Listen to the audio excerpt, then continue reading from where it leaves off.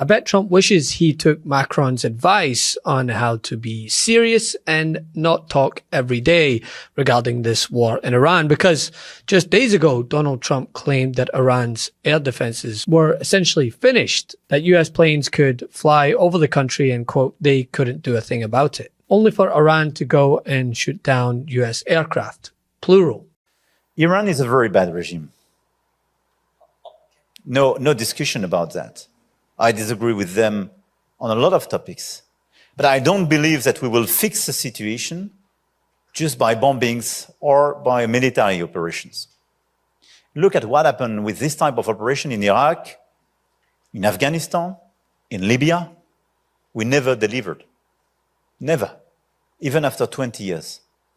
So you have to respect the sovereignty of people. If people want to change a regime, they want to react, step up, they can do so. You see, on Friday, a US F-15 fighter was shot down over Iran. Another aircraft, an A-10 plane, was also shot down, and 2 rescue helicopters were fired upon during recovery efforts. So whatever air superiority was supposed to mean, it clearly doesn't mean they can't do a thing about it that Trump claimed. This is the wreckage of an American F-15 fighter jet.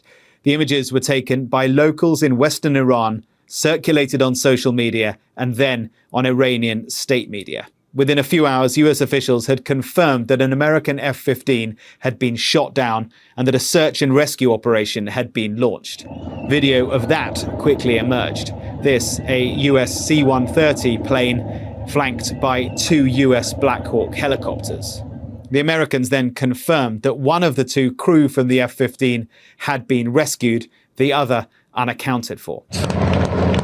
Then news that 2 of the helicopters used for the rescue had also been hit, all the crew safely accounted for, we're told. And then more, another plane down, this time an aging A-10 tank buster, like this one, a single crew plane brought into this war by the Americans to help secure the Strait of Hormuz. It can take out the Iranian fast boats. The pilot of the A-10, we're told, is safe. So what does all this tell us? Well, I think it tells us that the president and his team are wrong when they say things like this. They have no anti-aircraft equipment. Their radar is 100% annihilated. We are unstoppable as a military force. Or this. We've achieved dominance over the skies of Iran. Or this. Complete control of Iranian skies, uncontested airspace. And this comes after the French president publicly rejected President Trump's approach to the conflict. Macron made it clear that he believes the US cannot solve this militarily, and pretending they can is how conflicts spiral. Macron, whose wife treats him extremely badly, and still recovering from the right to the jaw. And I say, Emmanuel, we'd love to have some help in the Gulf, even though we're setting records and knocking out bad people and knocking out ballistic missiles. No. We cannot do that, Donald. We can do that after the war is won. I said, no, I don't need after the war is won, Emmanuel. We've had some very bad allies in NATO. And, we spend trillions of dollars on NATO. And when we need them, which we never do, we didn't need them here either. To be honest, I was really asking because I wanted to see what they do. We didn't need them. We blasted the hell out of them. Il est même pris à vous directement avec des allusions privées sur votre couple. Qu'est-ce que vous lui répondez? Est-ce que c'est une attaque que vous considérez comme contre la France, qu'il a dit? Écoutez, je ne veux pas rentrer. On parle de choses trop graves. On parle de guerre.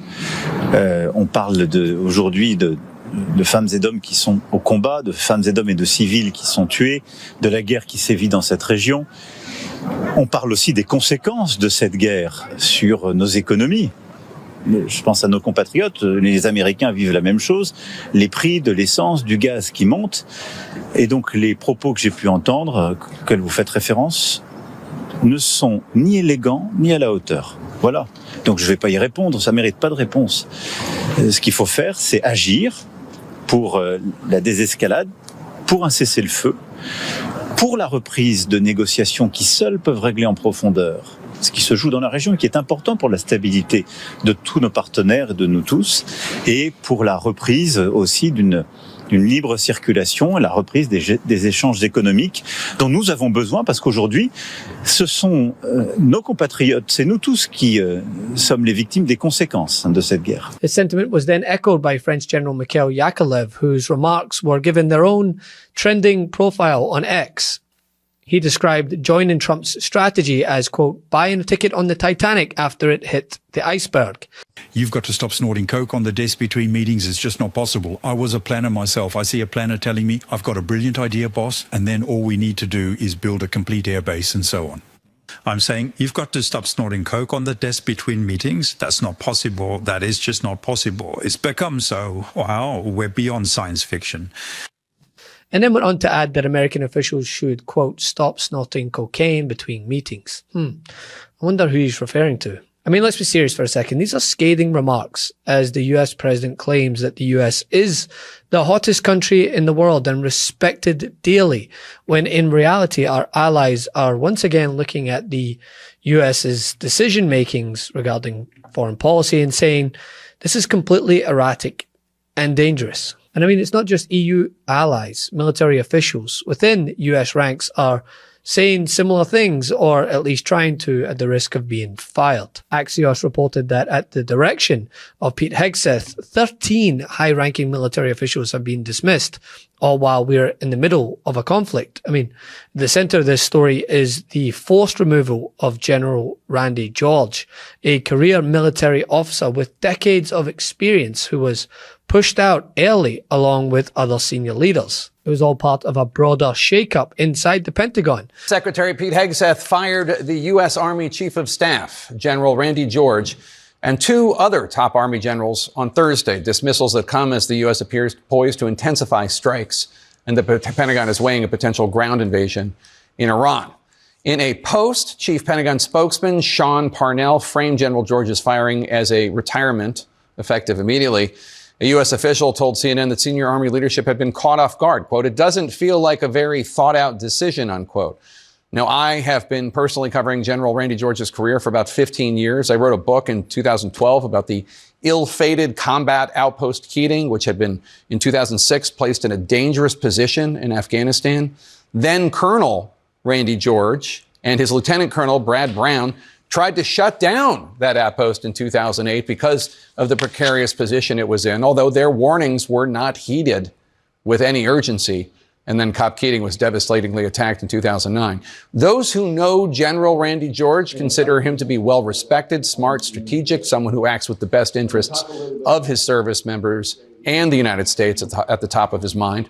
His dismissal, along with that of Chief of Chaplains Major General William Green Jr., and Commander of Army Transformation and Training Command General David Hodney are just the latest in a string of abrupt firings that Hegseth has carried out inside the Pentagon since he took office. Hegseth has fired more than a dozen senior military officers over the last year. In fact, he's almost completely remade the Joint Chiefs of Staff. Just two officials remain from before President Trump took office. Marine Corps Commandant General Eric Smith and Chief of Space Operations General B. Chance Saltzman. Now, you might have noticed if you look at that photo, Hegseth's version of the Joint Chiefs, those are entirely white men, despite the fact that as of 2024, nearly 33% of active duty service members are of color and nearly 18% are women.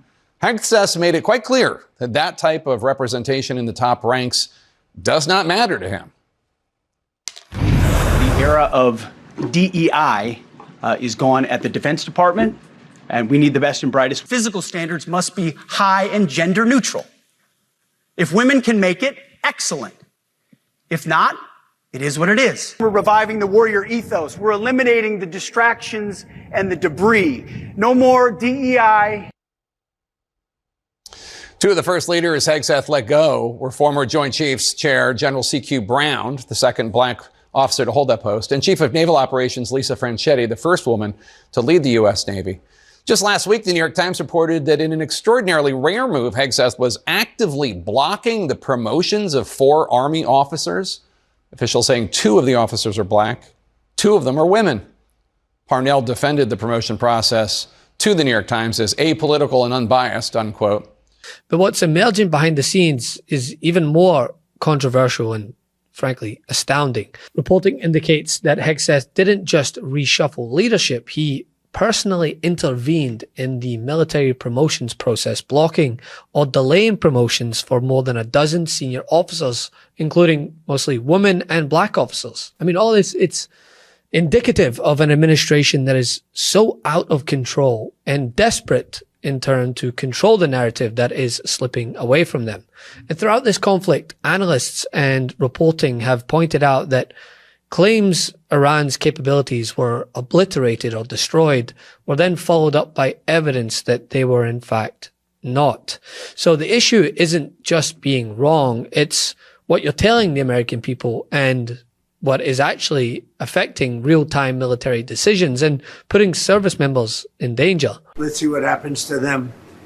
But 47 bad years we suffered with them, not only us, the rest of the world. We're doing our job. So we had to take an excursion, but it's doing well. The market's holding up well. I figured we'd be hit a little bit, but we were hit probably less than I thought, and we'll be back on track in a pretty short while. Prices are coming down very substantially. Oil will be coming down. That's just a matter of war. That happens you can almost predict it. I would say it went up a little bit less than we thought. It's going to come down more than anybody understands. Do you have any questions, Peter?